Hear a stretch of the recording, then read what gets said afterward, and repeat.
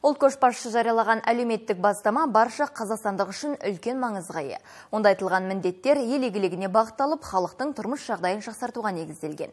Ал оны кез келген азаматтың білуі қажет. Осыған орай Достық үйінде президенттің 5 әлеуметтік бастамасы атты үндеуді түсіндіру мақсатында дөңгелек үстел отырысы өтті. Жиынға Қазақстан Халқы Ассамблеясының мүшелері, банк қызметкерлері, кәсіпкерлер мен заңгерлер қатысты. Олар елбасы ұсынған негізгі міндеттерді атап өтіп, алдағы уақытта халықтың әлеуетін жақсартуға бағытталған жұмыстарды жүзеге асырудың тетіктерін айтты. Мәселен, алдағы уақытта кез келген қазақстандық баспана алудың жаңа мүмкіндіктерін пайдаланады.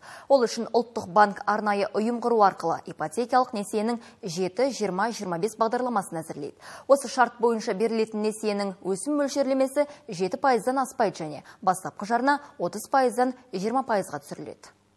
5 әлеуметтік бастаманың негізгі мақсаты, қарапайым сөзбен айтқанда, бүкіл Қазақстан азаматтарының, соның ішінде әсіресе жастардың мемлекеттің қолдауыменен жақсы білім алуы, мемлекеттің қолдауымен жақсы жайларда өмір сүруі, сосын өз мамандығына ие болғаннан кейін өз кәсіптерін ашуына мүмкіндік алуы, сол арқылы жұмыс істеу, сонымен қатар үйлі болу деген мақсатты алды қойған дүние.